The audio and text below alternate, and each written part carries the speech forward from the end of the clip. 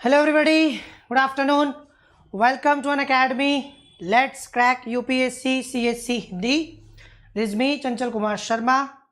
कैसे हैं आप लोग? उम्मीद करता हूँ आप सब लोग ठीक होंगे, स्वस्थ होंगे, मस्त होंगे. और प्राचीन भारत की NCERT की सीरीज़ में आप सभी का स्वागत है. कई लोग ये समझ रहे थे, ये क्वेश्चन पूछ रहे थे कि सर क्या अब प्राचीन भारत का इतिहास नहीं होगा, क्या हम लोग अब एंशिएंट इंडिया बंद कर दिए हैं, बीच में छोड़ दिया हमने. ठीक है, तो मैंने आप लोगों से पहले ही कहा था कि भले ही हमने आधुनिक भारत का इतिहास शुरू किया है पर वो 1:30 बजे होगा डेली विपिन चंद्र, और ये क्लास अपनी 12 बजे उसी प्रकार से चलती रहेगी. हम प्रतिबद्ध हैं इस NCERT को कंप्लीट करने के लिए. लास्ट चैप्टर तक हम इसको कंप्लीट करेंगे और उसके बाद हम मध्यकालीन भारत शुरू करेंगे. तब तक ये चलता रहेगा. इसी के साथ में आधुनिक भारत भी शुरू कर दिया है. वो मैंने इसलिए किया पैरेलल, ताकि आपका एग्ज़ाम आने वाला है.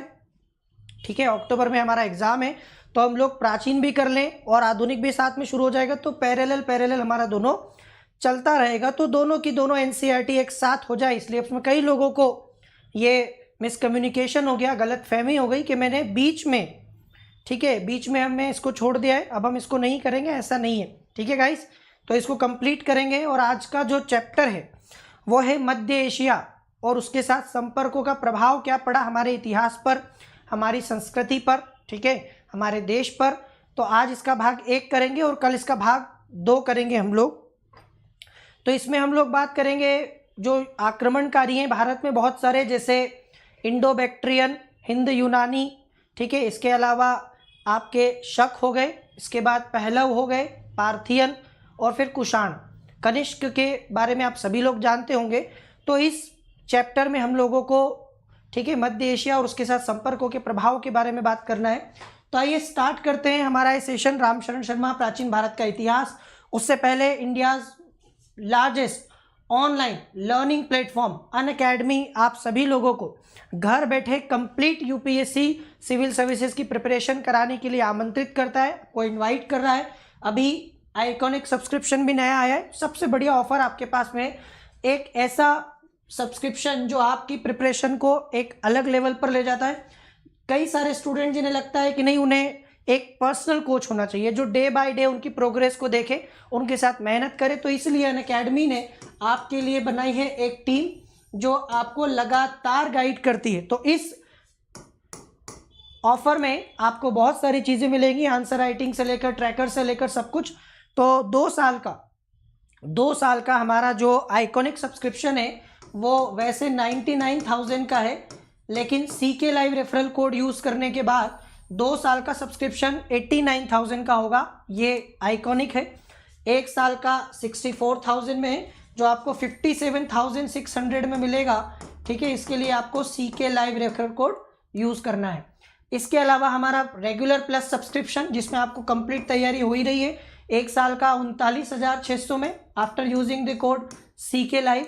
और जो लोग 2 साल के लिए करना चाहते हैं, बेटर ऑप्शन है 2 साल में कंप्लीट तैयारी विथ रिवीजन, तो 57,600 रुपये में आप लोग ये भी कर सकते हैं. हर प्रकार के सब्सक्रिप्शन के लिए EMI ऑप्शन भी है. जो लोग एक साथ पे नहीं कर सकते तो क्रेडिट कार्ड का यूज़ करके और EMI के थ्रू भी पे कर सकते हैं. इसमें कंप्लीट प्रिपरेशन आपको मिलती है.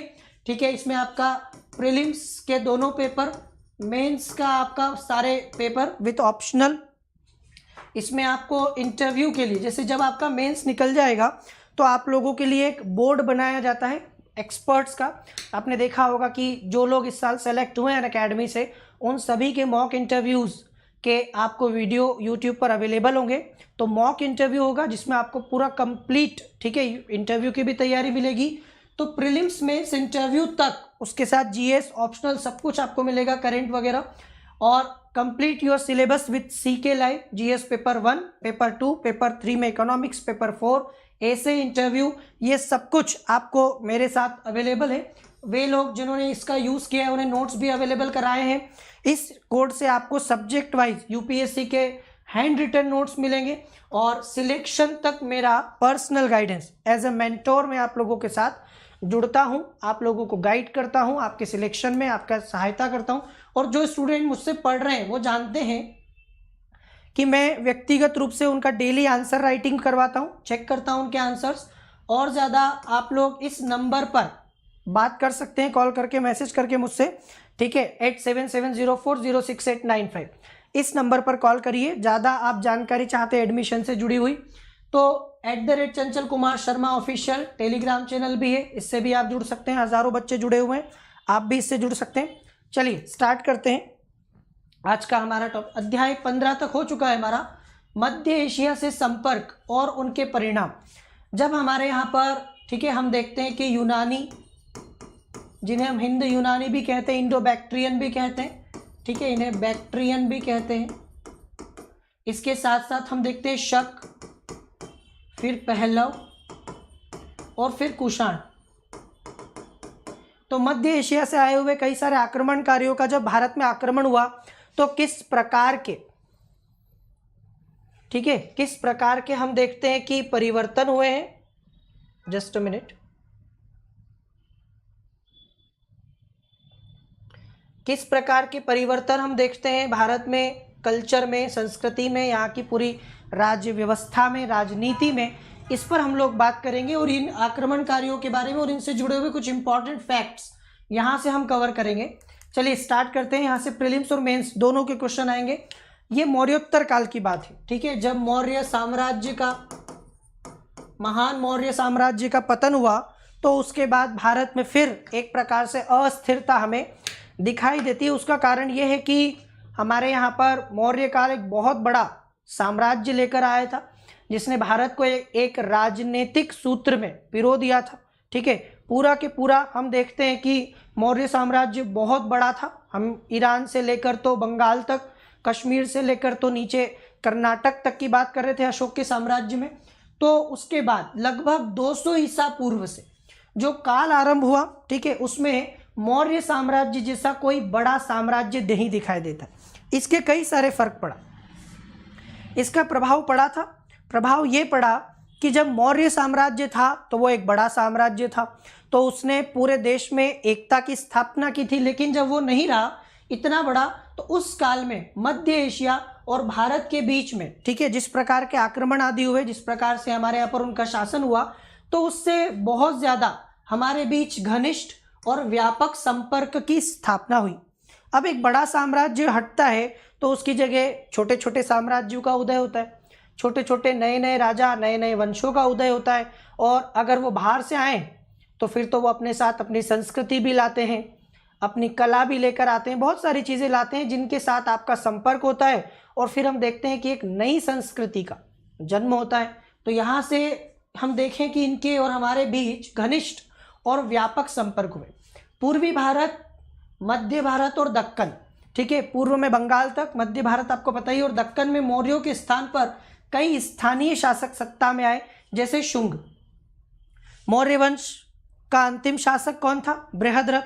और बृहद्रथ की हत्या करके पुष्यमित्र शुंग ने शुंग वंश की स्थापना की। फिर कर्ण, ठीक है, आपको पता है, फिर कर्ण आए और उसके बाद आए, ठीक है, दक्षिणापथ के स्वामी कहे जाने वाले सातवाहन। तो फिर हमें सातवाहनों का शासन दिखाई देता है। तो ये उसके बाद आए हुए वंश हैं छोटे छोटे। पश्चिमोत्तर भारत में मौर्यों के स्थान पर मध्य एशिया से कई राजवंशों ने अपना शासन जमाया। इसमें कुषाण सबसे ज़्यादा प्रसिद्ध हुए। तो नीचे दक्कन में देखें, खास करके दक्षिण में, तो मौर्यों के स्थान पर हमें कौन दिखाई देते हैं? सातवाहन, ठीक है, सातवाहन, कर्ण, शुंग दिखाई देते हैं। और इसके अलावा हम लोग जब बात करते हैं साउथ वेस्ट इंडिया, पश्चिमोत्तर भारत की, तो यहाँ पर हमें शक, यूनानी, पार्थियन, कुषाण ये दिखाई देते हैं। इसमें सबसे ज़्यादा प्रसिद्ध हुआ जो था वो था कुषाण। चलिए स्टार्ट करते हैं। सबसे पहले कौन है? हिंद यूनानी। ये क्रम हमें पता होना चाहिए, BSPK। बी से होता है बैक्ट्रियन, बैक्ट्रियन को ही हिंद यूनानी कहते हैं। फिर आए थे शक, और शकों की अलग अलग शाखाएं थी, ठीक है। उसके बाद में पार्थियन या पहलव, और उसके बाद में आए थे कुषाण। तो ये क्रम याद रखिएगा, ठीक है, ये क्रम हमारा महत्वपूर्ण है कि किस क्रम में कौन आया था। तो सबसे पहले हमने बात की बैक्ट्रियन या हिंद यूनानी के बारे में।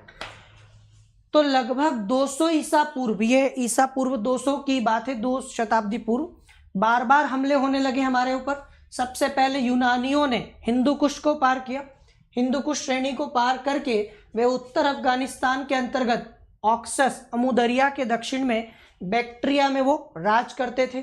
इस साम्राज्य की स्थापना बैक्ट्रिया, इसीलिए इसको बैक्ट्रियन भी कहते हैं, ठीक है। हमने इन्हें क्या कहा, बैक्ट्रियन।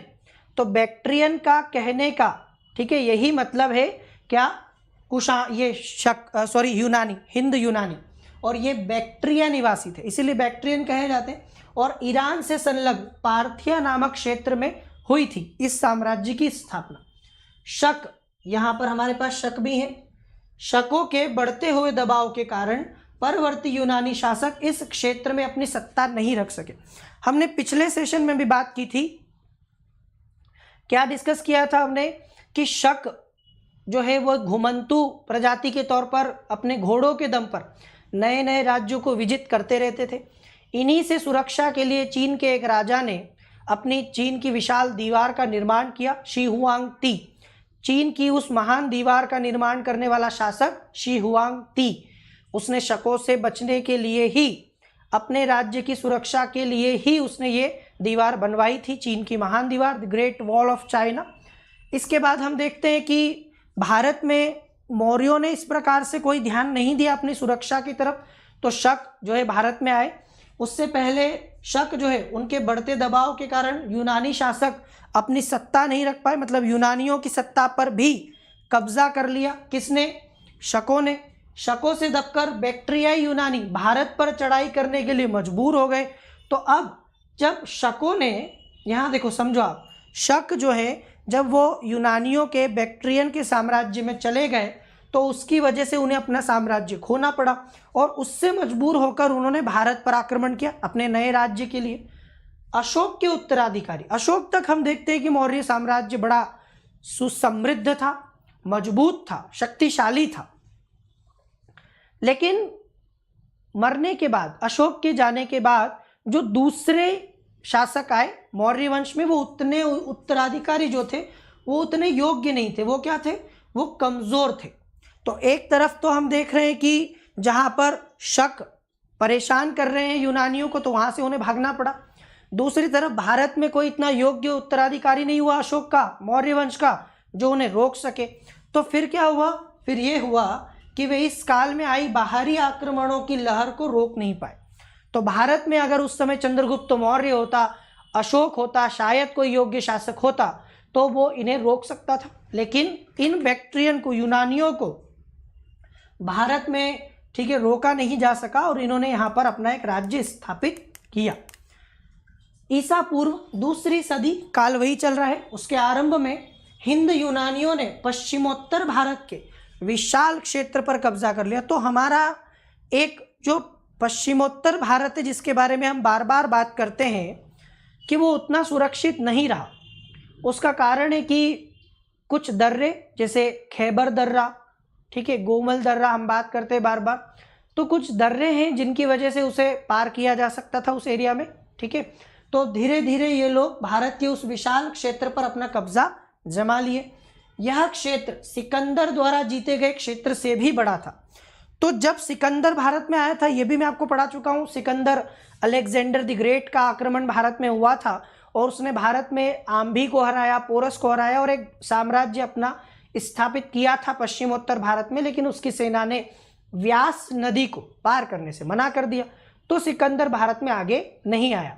तो इन लोगों ने जो अपना राज्य बनाया बैक्ट्रियन ने, वो उससे कहीं ज़्यादा बड़ा था जो सिकंदर ने, मतलब सिकंदर के जीते गए प्रदेशों से भी ज़्यादा बड़ा क्षेत्र था। यहाँ पर कहा जाता है कि वे अयोध्या और पाटलिपुत्र तक चढ़ाए थे। अब अयोध्या कहाँ है आप सभी जानते हैं, ये उत्तर भारत में, उत्तर प्रदेश में, और पाटलिपुत्र का मतलब है बिहार। तो इन लोगों ने उत्तर प्रदेश और बिहार तक चढ़ाई की, ये भी क्लियर है। लेकिन ये लोग भारत में मिलजुल कर शासक कायम नहीं कर सके, ठीक है। ये इनकी सबसे बड़ी कमी थी कि जो शासन इनका था और जितने शक्तिशाली ये थे, तो शायद ये एक बड़ा राज्य, बड़ा साम्राज्य स्थापित कर सकते थे, लेकिन ये नहीं कर पाए। उसका कारण ये है कि ये मिलजुल कर नहीं रहे। इनमें बैक्ट्रियन में, यूनानियों में सबसे ज़्यादा जो विख्यात प्रसिद्ध राजा है वो कौन है? मिनांडर। इसका नाम याद रखिएगा, मिनांडर। मिनांडर का काल 165 से 145 ईसा पूर्व का है। इसे मिलिंद के नाम से भी जाना जाता है। आप लोगों ने एक रचना का नाम सुना होगा और उसका नाम है मिलिंद पन्हो।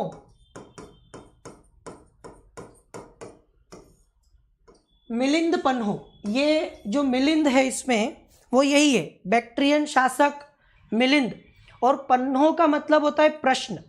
तो मिलिंद के प्रश्न के ऊपर जो रचना है, जो ग्रंथ है, ठीक है, वो बौद्ध भिक्षु नागसेन के साथ इसका संवाद हुआ था। इसने प्रश्न पूछे, उसने उत्तर दिए, और इस प्रकार से वो मिलिंद पन्हो के नाम से जाना जाता है। यही मिलिंद पन्हो वाला, पन्हो का मतलब होता है प्रश्न, पन्हो का मतलब होता है प्रश्न। तो क्वेश्चंस जो पूछे गए मिनांडर के द्वारा और बौद्ध भिक्षु नागसेन ने जब उसका जवाब दिया, उसका आंसर दिया, तो वो कहलाता है मिलिंद पन्हो के नाम से। तो ये मिलिंद नाम से भी जाना जाता है कौन? मिनांडर। इसकी राजधानी पंजाब में शाकल, ये पुराने समय में शाकल थी और आजकल इसको सियालकोट के नाम से जानते, ठीक है। तो ये आजकल सियालकोट में है, पंजाब में शाकल इसकी राजधानी थी, और इसने गंगा यमुना के दोआब पर भी आक्रमण किया था। स्वाभाविक सी बात है, अभी मैंने बताया कि ये लोग उत्तर प्रदेश और बिहार तक आए। तो मिनांडर सबसे फेमस, ये बड़ा इंपॉर्टेंट फैक्ट है, मिनांडर को लेकर क्वेश्चन पूछे जाते हैं, यूनानियों के योगदान को लेकर क्वेश्चन पूछे जाते हैं। तो मिनांडर को तो मैंने आपको बता ही दिया कि मिलिंद पन्हो के लिए याद रखिए कौन था? बौद्ध भिक्षु नागसेन। नागसेन से इसने जो प्रश्न पूछे थे उसको लेकर, तो मिलिंद पन्हो आ गया, क्लियर। हिंद यूनानी भारत के पहले शासक हुए जिनके जारी किए गए सिक्कों के बारे में निश्चित रूप से कहा जा सकता है कि सिक्के किन किन राजाओं के, इनका जो बड़ा महत्वपूर्ण योगदान है, समझे इस बात को कि यूनानी, ये जो इंडो बैक्ट्रियन है, यूनानी, हिंद यूनानी, इनका क्या रोल है। जब ये आए तो अपने साथ में इन्होंने जो सिक्के जारी किए यहाँ पर शासन स्थापित करने के बाद, तो इनकी सबसे खास बात ये थी कि इनके सिक्कों पर डेट्स लिखी हुई, तिथि, तारीख, ठीक है। एक तो तिथि युक्त थे इनके सिक्के, और उस पर क्लियरली पता चलता है कि वो जो सिक्के हैं वो किन किन राजाओं के हैं। अब आप बोलेंगे इसका क्या फ़ायदा? इसका फ़ायदा है, इसका बहुत बड़ा फ़ायदा है, और फ़ायदा ये है कि इससे हमें अपना इतिहास एक क्रमबद्ध रूप से लिखने में मदद मिली। हमें भी तो उस समय के पहले तो हमारे पास जो सिक्के थे, ठीक है, पंचमाग्ध सिक्के थे, आपको पता है, पहले आहत मुद्राएं हुआ करती थी। उनके बारे में ऐसी बात नहीं है, उनका संबंध किसी राजवंश से जोड़ दें ऐसा थोड़ा सा आसान नहीं है कि उनका संबंध किस शासक से, किस राजा से, तो वो हमारे पास एग्जैक्ट करने के लिए कोई सबूत नहीं है। लेकिन इंडो बैक्ट्रियन, हिंद यूनानियों ने बहुत बढ़िया काम किया। इनने जो सिक्के जारी किए, हमारे यहाँ कहा जाता है कि सबसे पहले, आपको ये फैक्ट भी बता दूं मैं, ऐसा माना जाता है कि सबसे पहले सोने के सिक्के सबसे पहले जारी किसने किए? सबसे पहले स्वर्ण मुद्रा या सोने के सिक्के जारी करने का श्रेय इन्हीं को जाता है, इंडो बैक्ट्रियन को जाता है। सोने के सिक्के सबसे पहले इन्होंने जारी किए, इस पर डेट्स होती थी, तिथि, और क्लियरली है कि किस किस राजा के। तो जब से हिंद यूनानी आए, ये मान के चलिए कि इसके बाद भारत का इतिहास जो लिखा गया उसको लिखने में हमें बहुत आसानी हुई, क्रमबद्ध कि कब क्या हुआ था। हम इनके जरिए अपना इतिहास व्यवस्थित तरीके से लिख पाए, ये एक बड़ी बात है।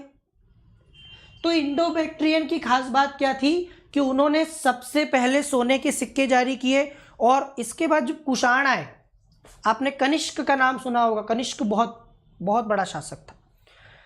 तो कनिष्क ने सबसे शुद्ध सोने की मुद्राएं जारी की हैं, सबसे पहले तो इन्होंने की, लेकिन सबसे शुद्ध सोने के सिक्के अगर माने जाते हैं तो वो कनिष्क के माने जाते हैं। इसके बाद जब गुप्त काल आया तो सोने की मुद्रा सबसे ज़्यादा जारी की गई। तीन चीज़ हैं, सबसे पहले सोने के सिक्के किसने जारी किए? हिंद यूनानियों ने। सबसे शुद्ध सोने के सिक्के किसने जारी किए? कुषाण कनिष्क ने। और सबसे ज्यादा सोने के सिक्के किसने जारी किए? माना जाता है इतिहास में गुप्त काल में गुप्तों ने सबसे ज्यादा सोने के सिक्के जारी किए। तो ये सोने के सिक्के भारत में हमें दिखाई देते हैं इंडो बैक्ट्रियन के साथ। सोने के सिक्के जारी करने का श्रेय सबसे पहले इन्हीं को दिया जाता है, हिंद यूनानियों को, इंडो बैक्ट्रियन। तो सबसे पहले भारत में हिंद यूनानियों ने ही सोने के सिक्के जारी किए, पर इनकी संख्या कुषाणों के शासन में जोर से बढ़ी तो कम थे। कुषाणों ने ज्यादा सोने के सिक्के और शुद्ध सोने के सिक्के जारी किए, लेकिन इन्होंने सबसे पहले किए। ये फैक्ट नोट कर लेना, सबसे ज्यादा इंपॉर्टेंट है ये फैक्ट। आगे चले। हिंद यूनानी शासकों ने भारत के पश्चिमोत्तर सीमा प्रांत में यूनान की कला चलाई, ये हेलेनिस्टिक आर्ट के नाम से। तो वो आए तो अपने साथ अपनी कला भी लाए, अपना आर्ट लेकर आए, और उस कला, ठीक है, उस कला के लिए हम देखते हैं कि उस कला को क्या बोलते हैं? Hellenistic art.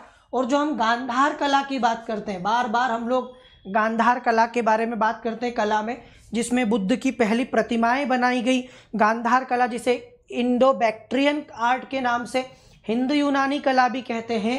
तो सिकंदर की मृत्यु के बाद जो विजित गैर यूनानियों के साथ यूनानियों के संपर्क से इसका उदय हुआ, ठीक है। तो जितना भी इलाका इन्होंने जीता वहाँ यूनानी और जो गैर यूनानी थे उनके बीच में, मतलब जो भारतीय और यूनानियों का संपर्क हुआ, तो फिर हम देखते हैं कि हेलेनिस्टिक आर्ट आया। हेलेनिस्टिक आर्ट का ही उदाहरण है गांधार कला। गांधार कला is an example of Hellenistic art. क्या समझ में आया? समझ में आएगा तो काम का है, समझ में आना चाहिए। ऐसा नहीं महाराज जी कथा सुना रहे हैं हमें सिर्फ मजा आ रहा है, समझ में आना चाहिए कि भारत में जब इंडो बैक्ट्रियन आए तो क्यों आए। पहले तो ये क्वेश्चन बनता है, मैंने सबसे पहले यही बताया कि ये क्यों आए।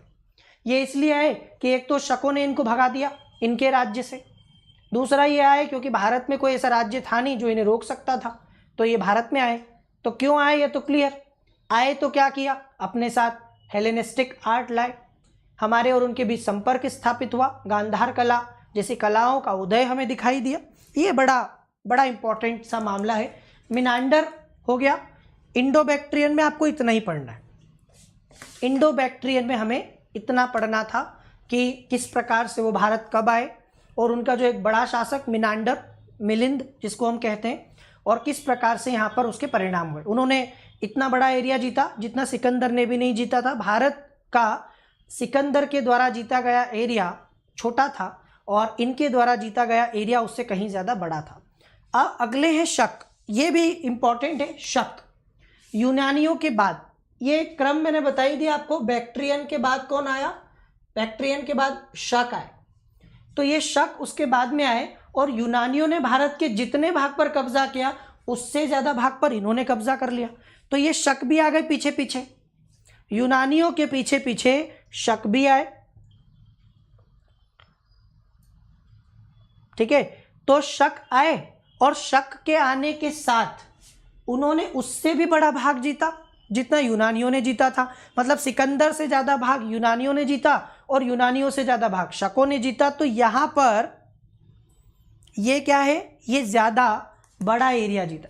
इनकी 5 शाखाएं थी, ध्यान से सुनिए। शकों की 5 शाखाएं मानी जाती हैं, और हर शाखा की राजधानी भारत और अफगानिस्तान में अलग अलग भाग में थी। टोटल 5 शाखाएं दिखाई देती हैं किसकी? शकों की। तो बैक्ट्रियन के बाद जब शक आए तो इनकी 5 शाखाएं थी। इनकी 5 शाखाएं आपको पता होगी कहाँ कहाँ है। सबसे पहली शाखा अफगानिस्तान में, ये नंबर 1। इनकी दूसरी शाखा पंजाब, वहीं पे थोड़ा सा आगे दूसरी शाखा, ठीक है। इसकी राजधानी तक्षशिला बनी। इनकी तीसरी शाखा मथुरा में बसी, जो 200 सालों तक लगभग उन्होंने शासन किया। चौथी शाखा पश्चिमी भारत पर अपनी जो है पश्चिम भारत पर अपना अधिकार जमाया, और वहाँ पर 4वीं शताब्दी तक शासन किया, लंबे समय तक। ये इनकी चौथी शाखा थी। पश्चिम भारत मतलब गुजरात के आसपास। 5वीं शाखा ने इनका ऊपरी दक्कन पर प्रभुत्व स्थापित किया। तो भारत के 5 हिस्सों में 5 शाखाएं शकों की। अफगानिस्तान, पंजाब, मथुरा, पश्चिमोत्तर भारत, पश्चिमी भारत, ठीक है, और दक्कन, ये 5 शाखाएं हो गई। तो आपको पता होना चाहिए कि शकों की 5 शाखाओं का जो इलाका है वो भारत में पश्चिमोत्तर भारत से लेकर, पश्चिम भारत से लेकर, मध्य भारत से लेकर दक्षिण भारत तक, दक्कन तक, ऊपरी दक्कन तक, ये हो गए 5 शाखाओं में बटे हुए थे ये लोग। अब आगे देखें, लगभग 57-58 ईस्वा पूर्व के आसपास उज्जैन के एक राजा ने इनसे युद्ध किया और इन्हें पराजित किया और अपने ही समय में बाहर खदेड़ दिया। इस राजा ने अपने आप को शकारी कहा। शकारी, शकों का नाश करने वाला, शकारी। इस राजा ने अपने आप को क्या कहा? शकारी कहा। शकारी का मतलब होता है शकों का नाश करने वाला, और अपने आप को विक्रमादित्य की उपाधि दी। यहां से कंफ्यूजन बहुत सारे पैदा हो जाते हैं। कई लोग कहते हैं कि सर विक्रमादित्य ने तो 57-58 ईसा पूर्व में हराया था इनको, तो फिर हमें 330-40 ईस्वी के आसपास कहाँ से दिखाई देता है विक्रमादित्य? तो वो अलग है और ये अलग है। इसका कारण ये है कि ये उपाधि बड़ी लोकप्रिय हो गई भाई। एक बार पहले, जब सबसे पहले एक राजा ने इन्हें हरा के और क्या किया था, इन्हें हरा के और फिर विक्रमादित्य की उपाधि धारण की, शकारी कहलाया वो। उज्जैन का एक शासक था, उज्जैन का राजा। इसको कई लोग चंद्रगुप्त द्वितीय के रूप में मानते हैं, पर ये सही नहीं है। चंद्रगुप्त द्वितीय एक अलग राजा था और चंद्रगुप्त द्वितीय गुप्त वंश से जुड़ा हुआ था, वो विक्रमादित्य अलग था। ये 57, और यहां से हम देखते हैं विक्रम संवत, विक्रम संवत की शुरुआत। हमारे यहाँ पर विक्रम संवत चलता है, सुना होगा आप लोगों ने, और ये ईस्वी सन से 57 साल आगे चलता है। जैसे अगर मान लीजिए अभी सन 2000 चल रहा है ईस्वी, तो विक्रम संवत 2057 हो जाएगा। अभी 2020 चल रहा है तो 57 साल आगे कर दो तो विक्रम संवत कितना हो जाएगा? 20 में 57 जोड़ेंगे तो 2077, 2077 हो जाएगा। तो विक्रम संवत 57 साल आगे चलता है ईस्वी संवत से। तो हमारा जो ईस्वी संवत है, विक्रम संवत कब शुरू हुआ? 57 ईसा पूर्व के आसपास, जब उज्जैन के एक राजा ने शकों को हराया, शकारी कहलाया, विक्रमादित्य की उपाधि धारण की, और वो शुरुआत हो गई विक्रम संवत की। ये विक्रम संवत है। जब कुषाण गद्दी पे बैठा तो शक संवत शुरू हुआ 78 ईस्वी, वो 78 बाद चलता, पीछे चलता है ईस्वी सन से। ईस्वी सन से विक्रम संवत 57 पहले चलता है, आगे चलता है मतलब, और शक संवत 78 साल पीछे चलता है। मतलब आज 2020 चल रहा है, 78 साल माइनस कर दो, वो शक संवत है। तो शक संवत, विक्रम संवत दोनों में आपको क्लियर कर रहा हूं। फिर गुप्त संवत भी आएगा 319 में, जब चंद्रगुप्त के पूर्वज जो थे, चंद्रगुप्त प्रथम गद्दी पर बैठा था, गुप्त वंश का शासक। तो यह है समझने वाली बात कि ईसा पूर्व एक राजा ने हरा के विक्रमादित्य की उपाधि धारण कर ली और शुरू किया था। फिर से लिख रहा हूं, एक बार फिर से आपको बता दूं क्लियर, विक्रम संवत, ये बीसी की बात चल रही है। तो विक्रम संवत नाम का संवत 57-58 ईस्वी पूर्व में शकों पर उसकी विजय से आरंभ हुआ। तब से विक्रमादित्य अत्यंत इच्छित उपाधि बन गया। इतिहास में 14 विक्रमादित्य माने गए हैं, 14 विक्रमादित्य। गुप्त सम्राट चंद्रगुप्त द्वितीय सबसे अधिक विख्यात विक्रमादित्य था। तो जितने विक्रमादित्य हैं और जितने लोगों ने, जितने राजाओं ने विक्रमादित्य की उपाधि धारण की, इसमें सबसे ज्यादा ये गुप्त वंश वाला फेमस है, चंद्रगुप्त द्वितीय। इसकी भी उपाधि विक्रमादित्य थी। और आप सभी जानते हैं कि इसके दरबार में 9 रत्न हुआ करते थे, कालिदास, शंकु, घटकरपर, बेताल भट्ट। और आपने विक्रम बेताल वाला सीरियल देखा होगा ना, तो वो विक्रम, यही विक्रमादित्य चंद्रगुप्त, और बेताल इसके उसमें था, बेताल भट्ट। तो विक्रम बेताल वाला सीरियल यहीं से जुड़ा हुआ। ये चंद्रगुप्त द्वितीय सबसे ज्यादा फेमस विक्रमादित्य बना। इतनी पसंद आई ये उपाधि आने वाले भारतीय राजाओं को कि खासकर पश्चिम भारत में और दक्कन में 12वीं शताब्दी तक, 12वीं सदी तक चलती रही। सबसे पहला विक्रमादित्य ये बना, शकारी, और उसके बाद 1200 साल तक ये उपाधि चलती रही। और ये परिणाम हुआ कि हम भारतीय इतिहास में 14 विक्रमादित्य पाते हैं, विक्रमादित्य पंचम, विक्रमादित्य 6, 8, ऐसे 14 विक्रमादित्य हो गए भाई। तो ये एक बड़ा ही विचित्र सा मामला है कि एक उपाधि जब किसी राजा ने धारण की, और बहुत सारे बच्चे कंफ्यूज होते हैं, यहाँ पर बहुत कंफ्यूज होते हैं कि सर ये विक्रमादित्य कौन है, इतने सारे विक्रमादित्य पढ़ते हैं तो वो बहुत सारे हो गए, 14 हो गए, ठीक है, कितने हो गए, 14 विक्रमादित्य हो गए भाई। और सबसे फेमस था गुप्त वंश का चंद्रगुप्त द्वितीय, और शुरुआत हुई थी इसके साथ, शकारी के साथ। क्लियर है? अब तो कोई कंफ्यूजन नहीं होगा। अब आप विक्रम संवत का क्वेश्चन कर सकते हो, अब आप विक्रमादित्य का क्वेश्चन कर सकते हो, ठीक है, शकों से ही जुड़ा हुआ मामला है ये। चलें आगे, क्लियर है सबको? आगे चलते हैं। सबसे अधिक विख्यात शक शासक कौन था? सबसे अधिक विख्यात शक शासक था रुद्रदामन प्रथम। जैसे मैंने बैक्ट्रियन में आपको कहा कि सबसे फेमस हुआ था मिनांडर, सबसे फेमस था मिनांडर, वैसे ही सबसे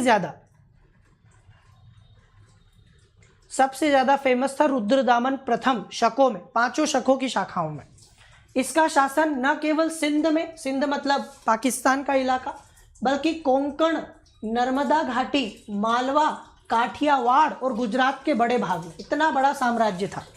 मतलब हमारा कोंकण से लेके गुजरात से लेके तो पूरा आपका सिंध, नर्मदा की घाटी, इस इलाके में ये शासन करता था रुद्रदामन प्रथम। बड़ा ही फेमस शासक है। इसने काठियावाड़ के अर्धशुष्क क्षेत्र की मशहूर झील सुदर्शन झील का जीर्णोद्धार किया। ये क्वेश्चन भी आ जाए, सुदर्शन झील जो है, ठीक है, इसका जीर्णोद्धार मतलब इसका रिनोवेशन कराने का श्रेय इसी शासक को जाता है, रुद्रदामन प्रथम। यह झील मौर्य काल की थी, ठीक है, और दीर्घ काल से सिंचाई के काम में आती रही थी। मौर्य काल में इसका हम देखते हैं निर्माण, और इसका जो जीर्णोद्धार है, इसको वापस से ठीक करवाया रुद्रदामन प्रथम ने। और सबसे बड़ी बात है कि यह संस्कृत का बड़ा प्रेमी था। एक फैक्ट है, यहाँ से भी नोट कर लो, क्वेश्चन यहाँ से भी आपको आएगा। संस्कृत का ये बड़ा प्रेमी था, और हमें पता कैसे चलता है, भारत में आकर बसा है, ये विदेशी था, इसके बावजूद इसने सबसे पहले विशुद्ध संस्कृत भाषा में लंबा अभिलेख जारी किया। मतलब हम देखते हैं कि इतना बड़ा अभिलेख इसने जारी किया वो संस्कृत भाषा में, तो पहला अभिलेख संस्कृत भाषा में जारी किया गया इसी का माना जाता है। किसका? रुद्रदामन प्रथम का। कौन सा अभिलेख है? ठीक है, ये बताइए। संस्कृत का लिखा गया। इससे पहले ना जितने भी अभिलेख लंबे थे वो सब प्राकृत भाषा में थे, वो सारे प्राकृत भाषा में थे। अशोक का हमने देखा, अशोक ने लंबे लंबे अभिलेख जारी किए, लेकिन संस्कृत में नहीं किए।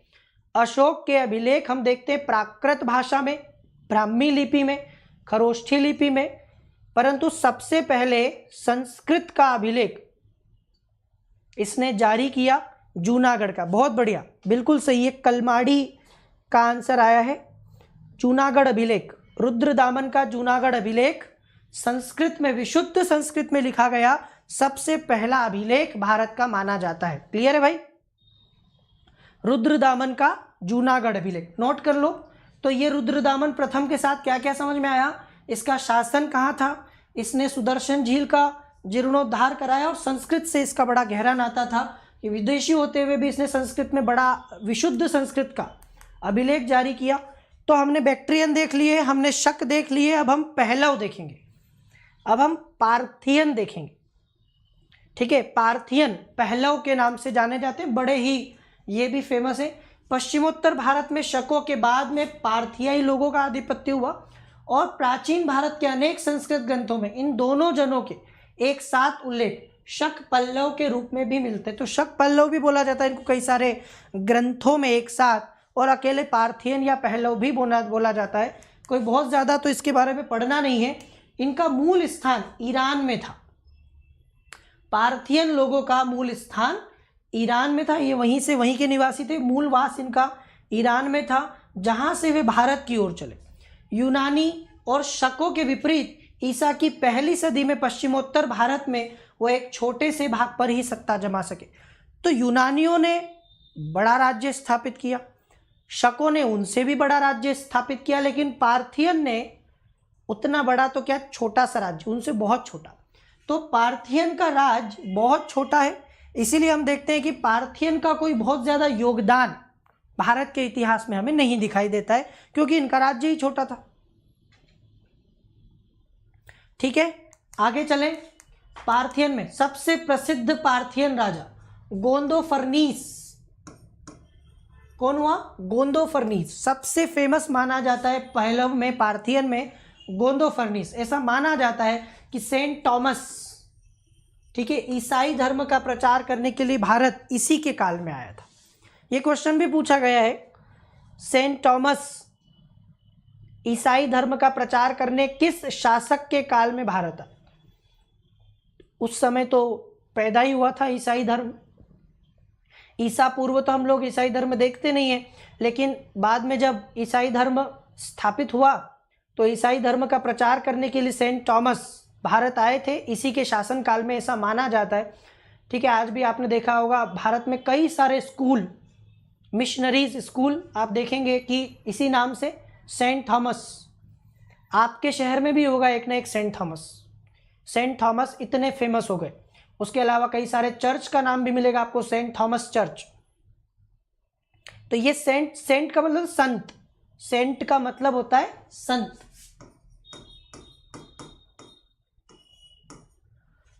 तो संत थॉमस इसी के काल में भारत आए थे। क्लियर है? अपने पहले के शकों की तरह पार्थियाई लोग भी भारतीय राजतंत्र और समाज के अभिन्न अंग बन गए। तो अब शक जिस प्रकार से भारत में घुल मिल गए, वैसे ही पार्थियन भी भारत में घुल मिल गए। इसके बाद आए कुषाण। ये बड़े महत्वपूर्ण। कुषाणों के बारे में आप सभी जानते हैं कि एक बहुत बड़ा राज्य स्थापित किया था कनिष्क ने। कनिष्क के बारे में हम कुछ चीज़ें नॉर्मली बातें करते हैं। उसने शक संवत चलाया। कनिष्क ने एक ऐसा साम्राज्य स्थापित किया जिसकी संस्कृति आज के लगभग 9 देशों में दिखाई देती है। मेरी बात समझ में आ रही है आपको? लगभग 9 देशों में, मध्य एशिया में, भारत में, अफगानिस्तान में बहुत बड़ा राज्य स्थापित किया था कनिष्क ने। और उसने एक संवत भी चलाया जो हमारा राष्ट्रीय पंचांग बन गया, शक संवत। कनिष्क से ही जुड़ा है। और कनिष्क सबसे अंत में आए। बैक्ट्रियन आ गए, फिर शक आ गए, फिर पहलव आ गए, उसके बाद में कुषाण आए। तो कुषाण सबसे अंत में आए हैं। और जो कुषाण भारत में पार्थियन के बाद आए, ठीक है, ये यूची और तोखारी भी कहलाते हैं। इनको यूची कबीले के नाम सुना होगा, यूची कबीला, तोखारी कबीला, यूची तोखारी, ये भी इनको कहते हैं। और ये यूची कबीला 5 कुलों में बट गया था। 5 कुलों में ये यूची कबीला बटा। और उसके बाद कुषाण जो है इन्हीं 5 कुलों में से एक कुल के थे। तो ये यूची कबीले से संबंधित थे और अपने आप में ये उत्तरी मध्य एशिया के हरित मैदानों के खानाबदोश लोग थे और चीन के पड़ोस में रहते थे। तो चाइना वालों को इनसे हमेशा खतरा रहा। ये चीन के पड़ोस में ही मध्य एशिया में आपको दिखाई देंगे, हरे घास के मैदानों में। और ठीक है, अपने आप में ये क्या है, बड़ा ही इम्पोर्टेंट एक वंश है, एक एरिया है। इसने देखो क्या किया, कुषाणों ने पहले बैक्ट्रिया, ठीक है, उत्तर अफगानिस्तान पर कब्जा किया। तो जो बैक्ट्रियन का शासन था, हमने देखा ना कि शकों के भगाने के बाद बैक्ट्रियन भारत में आए और उन्होंने भारत में एक अच्छा साम्राज्य स्थापित किया। मिनांडर की बात हम लोग कर चुके हैं। तो बैक्ट्रियन को इन्होंने हराया और अफगानिस्तान पर कब्जा किया। अब ये भारत आने वाले हैं, ठीक है, उत्तर अफगानिस्तान तक आए, वहां से इन्होंने शकों को भगा दिया। तो जो बैक्ट्रियन के बाद शक आए थे, शकों की एक शाखा अफगानिस्तान, पंजाब में भी थी, अभी बताया मैंने आपको। तो आगे बढ़कर इन्होंने शकों को भी जो यहाँ से भगा दिया, हटा दिया। तो कुषाण आगे बढ़ते जा रहे थे और हम देखते हैं कि उन्होंने एक एक करके बैक्ट्रियन को और शकों को भगाया और उसके इलाकों पे धीरे धीरे वे काबुल घाटी की ओर बढ़े और हिंदू कुश को पार करके गांधार पर कब्जा कर लिया। तो शकों ने धीरे धीरे गांधार पर भी कब्जा कर लिया हिंदू कुश को पार करके। अंततः उन्होंने निचली सिंधु घाटी पर और गंगा के मैदान के अधिकतर हिस्से पर भी अधिकार। तो धीरे धीरे देखो आप कि कुषाणों का क्षेत्र विस्तार होता जा रहा है, राज्य बढ़ता जा रहा है। ठीक है, निचली सिंधु घाटी और गंगा के मैदान पर भी अधिकार कर चुके हैं, अब वो और ज़्यादा तेजी से आगे बढ़ते जा रहे हैं। इनका साम्राज्य अमुदरिया से गंगा तक, मतलब अफगानिस्तान से गंगा तक, और मध्य एशिया के खुरासान से उत्तर प्रदेश के वाराणसी तक फैल गया। तो पूरा उत्तर भारत, पश्चिमोत्तर भारत और उसके अलावा अफगानिस्तान और पाकिस्तान वाला इलाका, ये सब कुछ अब कुषाणों के पास आ गया। मतलब कुषाणों ने अपने पहले के, हम बात करते हैं बैक्ट्रियन, शक, पहलव, इनसे बड़ा साम्राज्य बना लिया। तो इन सब से, ठीक है,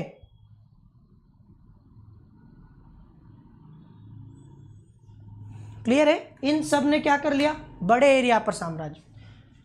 कुषाणों ने पूर्व सोवियत गणराज्य में शामिल मध्य एशिया का अच्छा खासा भाग, ईरान का हिस्सा, अफगानिस्तान का कुछ हिस्सा, पूरा पाकिस्तान, पूरा उत्तर भारत, सबको अपने शासन के साए में। आप देख रहे हैं शासन कहाँ, पूर्व सोवियत गणराज्य में शामिल मध्य एशिया का भाग। आपको पता है ना, सोवियत संघ हमारा जो है 91 में टूटा था। कब टूटा था? 91 में टूटा था सोवियत संघ। 1991 में सोवियत संघ का विघटन हुआ था, पतन हुआ था, हम सब जानते हैं। तो सोवियत संघ के पतन से पहले वो यूएसएसआर कहलाता था, आप सभी को पता है। और जब union of Soviet socialist Republican USSR का विघटन हुआ तो हमने क्या देखा, हमने देखा कि कुछ गणराज्य स्वतंत्र हो गए। ठीक है, अब वो अलग अलग देश बन गए।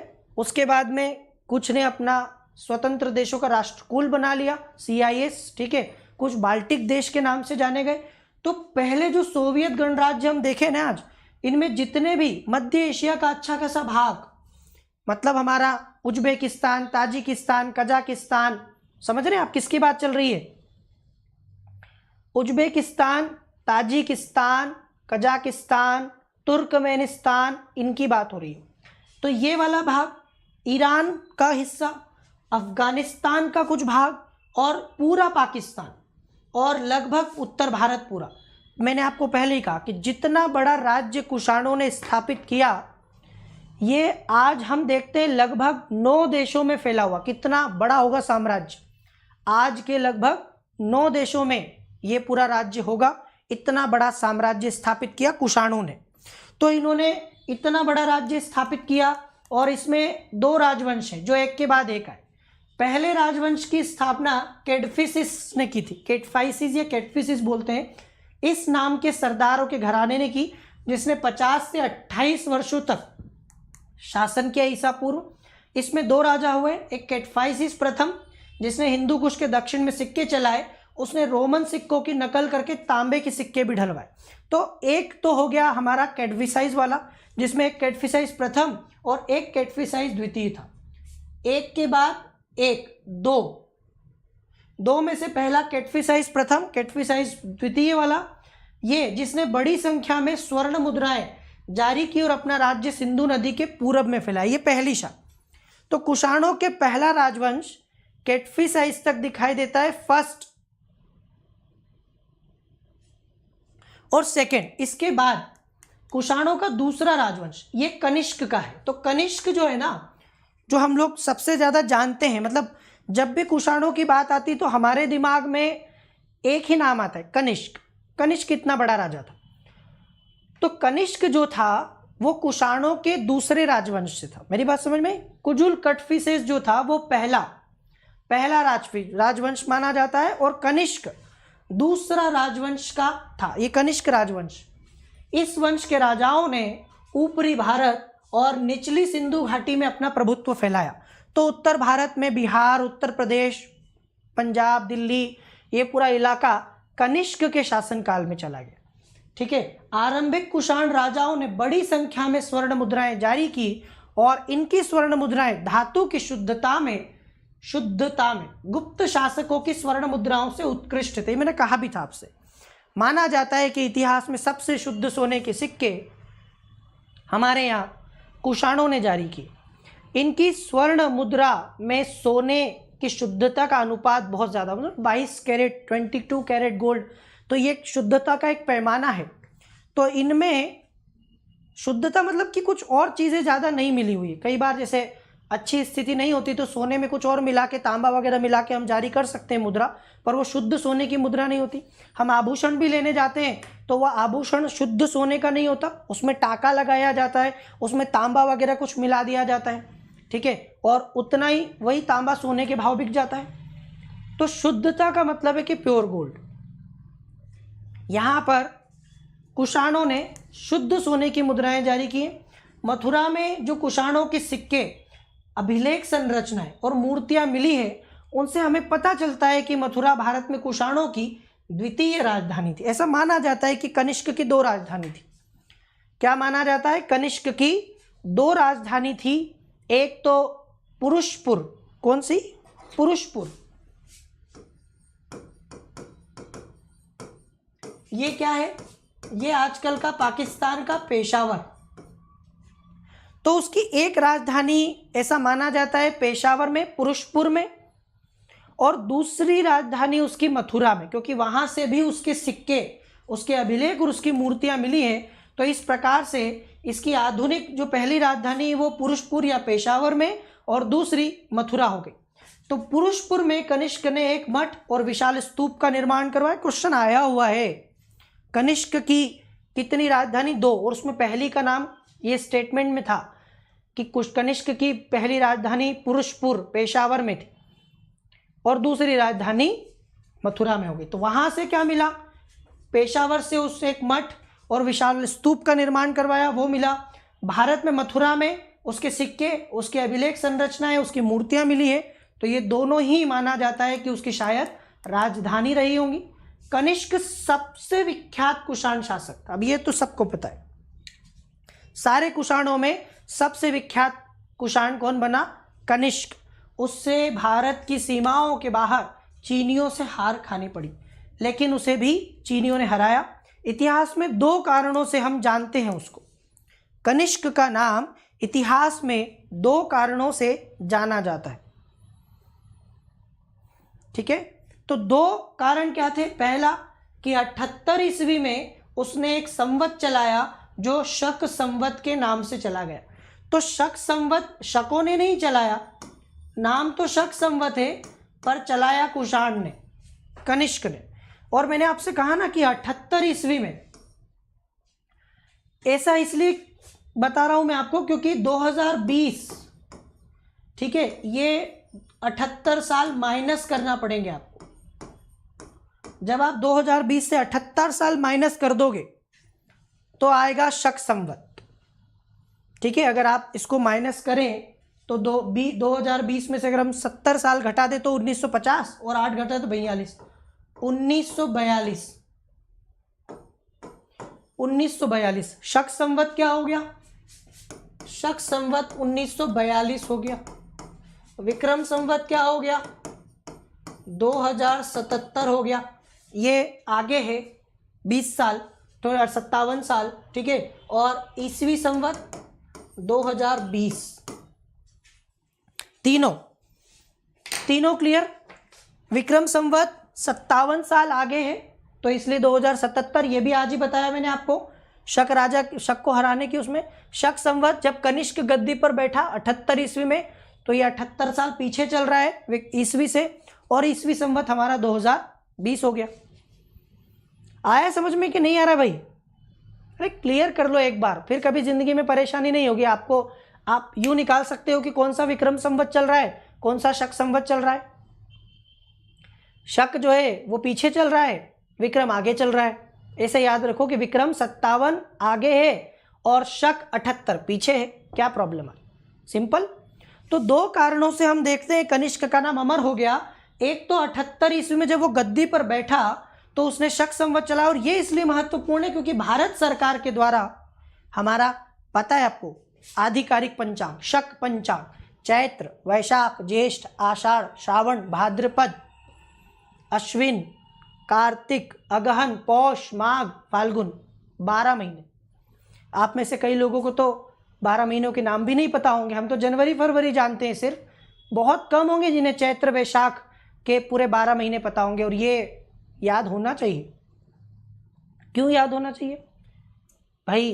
राष्ट्रीय पंचांग है आपका, तो आपका राष्ट्रीय पंचांग है तो कभी इंटरव्यू में पूछ ले तो हमें पता है हमारा राष्ट्रीय पक्षी कौन है, हमारा राष्ट्रीय पशु कौन है, हमें सब याद है, पर हमें ये नहीं पता। और मैं आपसे कहता हूँ, कई बार मैंने आपसे बोला है, कुछ चीज़ें ना इंटरव्यू के हिसाब से भी याद करिए, जो आपको पता होना चाहिए, क्योंकि आप लोग अधिकारी बनने वाले हो ना, तो कुछ पता होना चाहिए। जैसे प्रस्तावना, भारत के संविधान की प्रस्तावना हमें रटी होनी चाहिए। कभी भी कोई भी पूछे हम प्रस्तावना, क्योंकि पूरा संविधान पढ़ लिया, प्रस्तावना नहीं आती हमें तो फिर कैसे काम चलेगा? हमें प्रस्तावना आनी चाहिए, हमें हमारा राष्ट्रीय गीत आना चाहिए, कई लोगों को नहीं आता।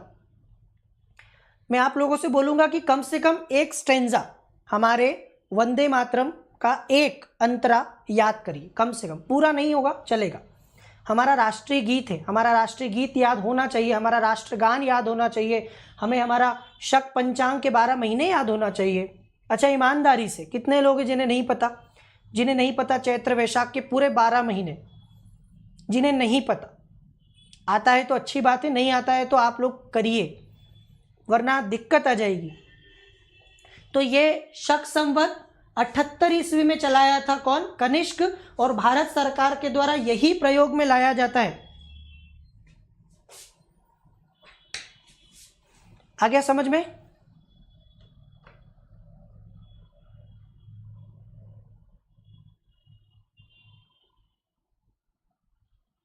चलिए, अच्छी बात है अगर आपको याद है। दूसरा, उसने बौद्ध धर्म का मुक्त हृदय से संपोषण किया। हम बात करते हैं ना बौद्ध संगीति, चौथी वाली, चतुर्थ बौद्ध संगीति। चतुर्थ बौद्ध संगीति किसके काल में हुई थी? चतुर्थ बौद्ध संगीति कनिष्क के काल में ही हुई थी। तो इतिहास में 2 कारणों से याद रखिएगा, एक तो शक संवत चलाया, ये हमारे लिए बड़ा महत्वपूर्ण है, और दूसरा इसने बौद्ध धर्म का संरक्षण किया। यहां पर कुछ लोगों ने नाम भी भेजे हैं, ठीक है, अच्छी बात है, अगर आपको पता है तो बहुत बढ़िया। तो सही पॉइंट हमारे दोनों क्लियर है। कनिष्क को 2 नाम भाग उसमें, तो उसने कश्मीर में बौद्धों का सम्मेलन आयोजित किया। आपको पता है कुंडलवन कश्मीर, कुंडलवन में कश्मीर में, ठीक है, चौथी बौद्ध संगीति का आयोजन हुआ। उस बौद्ध धर्म के महायान संप्रदाय को अंतिम रूप दिया गया। कनिष्क कला और संस्कृत साहित्य का भी महान संरक्षक था। क्लियर है आपको?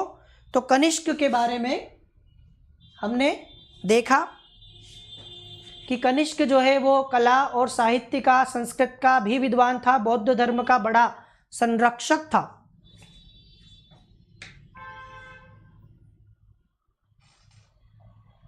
चलिए, यहां तक तो आ गया समझ में। कनिष्क के उत्तराधिकारी पश्चिमोत्तर भारत पर लगभग 230 ईस्वी तक राज करते रहे, और उनमें से कुछ ने तो शुद्ध भारतीय नाम धारण कर लिया, जैसे वासुदेव।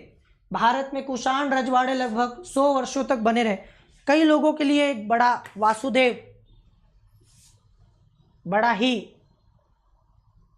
आस्था और श्रद्धा का विषय है, ठीक है, ये नाम। तो कई सारे लोगों ने उस वंश के भारतीयकरण कर लिया, अपना नाम तक उन्होंने, ठीक है, इस प्रकार से, जैसे वासुदेव हमारे यहाँ कृष्ण को कहा जाता है। वासुदेव किसको कहा जाता है? कृष्ण को कहा जाता है, ठीक है। तो ये क्या हो गया? ये अपने आप में एक बड़ा विचित्र सा मामला है कि किस प्रकार से उन्होंने अपने आप को भारतीय कर लिया। उनका अधिकार काबुल घाटी, कपिशा, बैक्ट्रिया, खारिज्म, सोगदियाना, ये सब बहुत सारे अलग अलग एरिया है जहाँ पर 3री-4थी सदी तक भी उन्होंने शासन किया है, ठीक है, उनका शासन कायम रहा है। इन क्षेत्रों में अनेक कुषाण मुद्राएं, अभिलेख और मृण मूर्तिकाएं पाई गई हैं। तो आज का हमारा ये सेशन, जिसमें हम लोगों ने बात की मध्य एशिया और उसके साथ हमारे संपर्कों के प्रभाव में कुछ हमने वंश देखे। ठीक है, वंश अगर जिन्होंने बाद में देखा है तो एक बार यूनानी में हमने किसके बारे में बात की? मिनांडर। ठीक है, उसके बाद हमने बात की शक में हमने बात की रुद्रदामन प्रथम। उसके बाद हमने पार्थियन या पहलव के बारे में बात की। हमने किसको देखा? गोंदोफर्नीज। फिर हमने बात की कुषाण, और कुषाण में हमने बात की कनिष्क। ये आज के हमारे प्रमुख राजवंश थे। कल हम इसको और आगे करेंगे, कंटिन्यू करेंगे और प्रभाव के बारे में बात करेंगे मेंस के पॉइंट ऑफ व्यू से। ये मेरा कल वाला जो टॉपिक होगा मेंस के, इससे आपको आंसर लिखने में बड़ा, यहां से बहुत सारे क्वेश्चन बनते हैं मेंस के। ठीक है, आगे समझ में? तो ये कल हम इसको कंप्लीट करेंगे और 1:30 PM पर अभी होगा विपिन चंद्र। 1:30 बजे विपिन चंद्र में फिर मिलेंगे हम लोग। एनसीईआरटी 12th ओल्ड एनसीईआरटी आधुनिक भारत का इतिहास। इसमें हम देखेंगे यूरोपियों का प्रवेश और अंग्रेजों की विजय। क्लियर? सभी लोग 1:30 बजे हम लोग फिर मिलने वाले हैं, तो आप लोग आइएगा। और जिन जिन लोगों को ज्वाइन करना हो भाई, कब तक आप लोग सोचते ही रहोगे क्या? मतलब अभी भी आपको विश्वास नहीं हो रहा है कि अच्छी पढ़ाई होगी, अच्छी एजुकेशन होगी, क्वालिटी होगी, इतना देखने के बाद, और आप इतने मैच्योर है कि डिसीजन ले। दूसरे चैनल पर भी जाके देख सकते हैं, ऑफलाइन क्लास में भी आप कंपेयर करके देख सकते हैं। मेरे पास कई स्टूडेंट आते हैं जो बताते हैं कि सर हमने वहाँ भी पढ़ के देखा, हमने उस एजुकेटर से पढ़ के देखा, हमने वहाँ भी क्लास ली, पर ऐसा डीप में नहीं पढ़ाते। ये क्वालिटी है अनअकैडमी की, इस प्लेटफॉर्म की, कि यहाँ पर आपको क्वालिटी दी जाती, टाइम पास नहीं करवाया जाता कि बस नाम है खाली पढ़ाई का और आ गए और टाइम पास चल रहा है, घंटा 1.5 घंटा टाइम पास कर लिया, 10-15-20 मिनट पढ़ा दिया, टाइम पास हो रहा है। क्या आपने देखा है कि मैं कभी आपके साथ इस प्रकार से टाइम पास करता हूँ या कोई और एजुकेटर करता है? सब यहाँ पर आपको पढ़ाते हैं और आपके लिए इतना समर्पित है कि नई नई चीज़ें करते रहते हैं, नए नए टॉपिक्स, नए नए कॉन्सेप्ट आपके क्लियर करवाते रहते हैं और प्री मेन सबकी हिसाब से तैयारी कराते हैं। तो जो लोग, जैसे मैं यहाँ पर हिस्ट्री पढ़ाता हूँ, इससे बढ़िया तरीके से आपको प्लस पर पढ़ाता हूँ, पॉलिटी भी पढ़ाता हूँ, IR पढ़ाता हूँ, history, geography, polity, IR, art and culture. ठीक है, ये सब कुछ जो पढ़ना चाहता है तो CK live referral code use करें और आ जाए मेरे साथ और अनअकैडमी के साथ। सबसे अच्छी बात क्या है कि आपको नोट्स भी मिलते हैं और आपको मेरा पर्सनल गाइडेंस भी मिलता है और घर बैठे तैयारी। हर कोई दिल्ली जा सकता है कि, और दिल्ली जाके भी कई लोगों को फ़ायदा नहीं। लाखों की भीड़ में खो के जाना, लाखों रुपए खर्च कर देना, उससे कहीं बुद्धिमानी की बात है। घर बैठे बैठे कंप्लीट पैकेज मिल रहा है, इंडिया के टॉप एजुकेटर्स, एक्सपर्ट्स आपको गाइड कर रहे हैं, तो आप लोगों को इस अपॉर्चुनिटी का फ़ायदा उठाना चाहिए। ठीक है, तो इसको यूज़ करिए और अनअकैडमी ज्वाइन कीजिए। फिर मिलेंगे। Thanks for watching, take care, bye bye, good luck, जय हिंद, लेट्स क्रैक इट।